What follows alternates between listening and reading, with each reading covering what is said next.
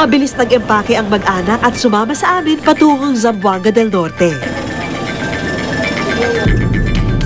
Samantala, habang nasa biyahe kami papuntang Sindangan, ay nauna naman ang iba naming kasamahan sa bahay ng kapatid ni Alcris na si Cristal. Kasalukuyang nagpapahinga ang pamilya nang dumating ang aming kinutsyabang kapitbahay. Si Chris Kaindo? Ha? May deliver po. Crystal.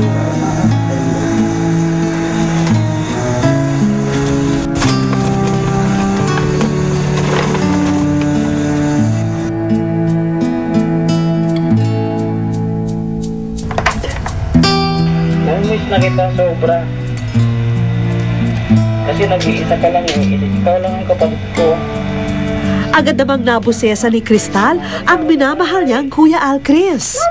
Lalo pang bumuhos ang luha nang muling marinig ang pag-awit ng kanyang kuya. Ilang ulit mo lang itinatanong sa'kin kung hanggang saan, hanggang kailan magtatagal ang aking pagmamahal. Walang kamalay-malay si Cristal na habang pinakikinggan ang tape recording ng kanyang kuya ay kasalukuyan na itong papunta sa bahay nila. Hanggang sa... Kili, huwag mo sanang isipin. Ikaw ay aking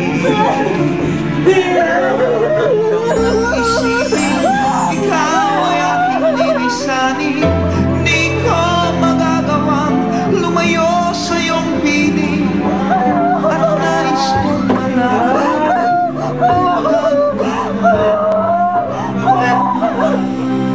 ang mahigpit na yakap ni Cristal ang naging sukatan sa ilang taong pangungulila niya sa kanyang kuya. hanggang ang diwa ko, tanging sa'yo lang mamahalin kailanman.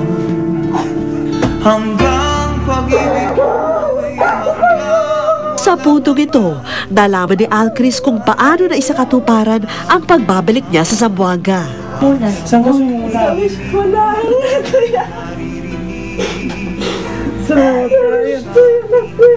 Maraming salamat, Inday. Pinakilala na rin ni Alcris ang kanyang misis at mga anak sa kapatid niya. Bless ka muna kay Tito. Bless ka muna kay Tito.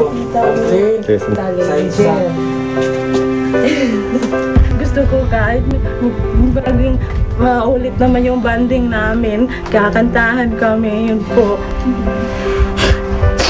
Kasi siyempre, namin habang kumakanta, maalala talaga namin isa't isa. May samang loob pa sa amin. Siya na ang bahala. Pero para sa akin, ama ko pa rin siya eh. Angkop ko pa rin naman siya. Sa kabilang sityo namin natagpuan ang ama ni na Alcris at Cristal. Mula nang mabalo at mahiwalay sa dalawang anak, nagkaroon na rin ng bagong pamilya si Tatay Alan. Aminado si Tatay Alan na minsan din siyang nagkulang sa mga anak. Pero tila pinatigas na raw ng panahon ang tampo niya kay Alcris nang maglayas ito sa kanila. Pamamasada ng tricycle ang ipinabubuhay ngayon ni Tatay Alan sa kanyang bagong pamilya. At sa edad niya raw ngayon, hindi na siya umaasang babalik pa muli ang panganay na anak. Walang kamalay-malay si Tatay Alan na habang kausap namin siya, magkasama na ang dalawang nakatatandang anak niya. Ilang saglit pa,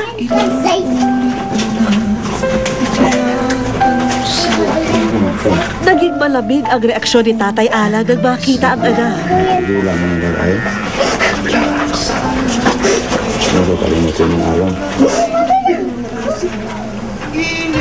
Pero hindi nagtagal, lumambot din ang puso niya sa pagsusumamo ni Alcris. Pa, si Inday Cristal na gumawa ng paraan pa para magkabati na tayo. Gusto naman pa.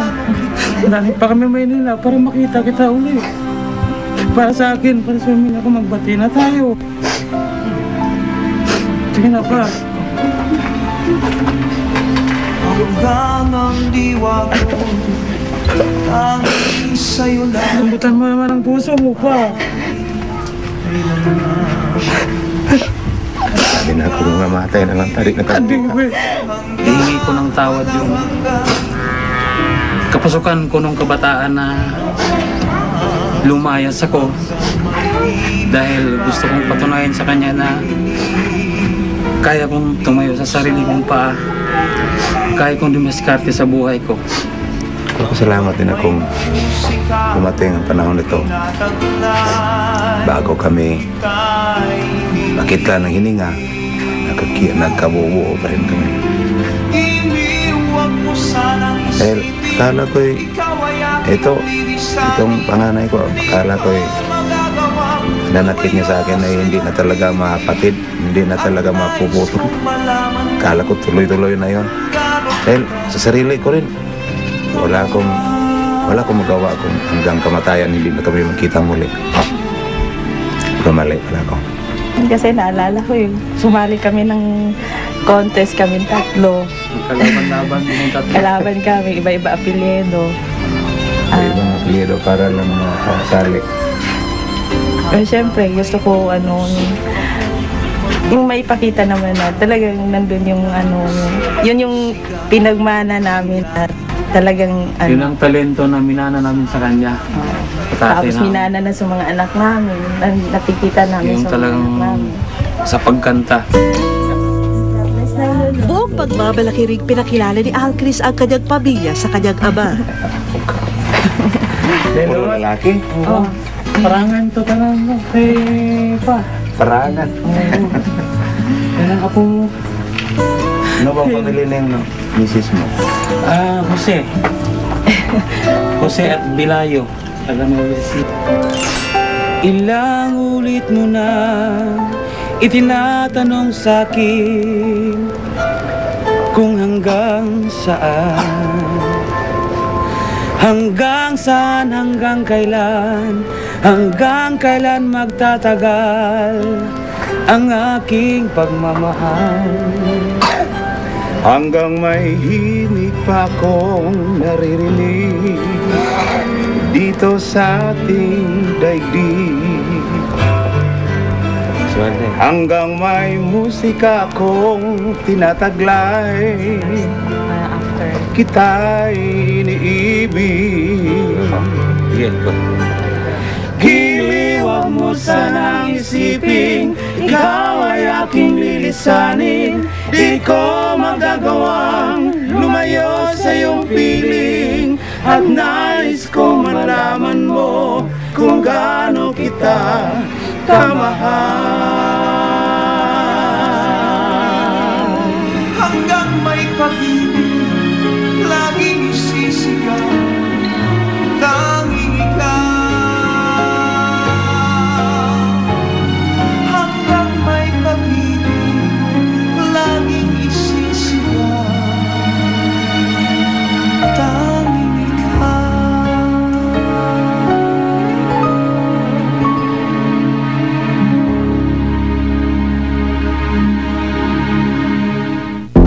Split up ng parents ko, yung gano'n. So yung mahabang proseso, tinatawid ko yun kapag nakikinig ako ng music niya.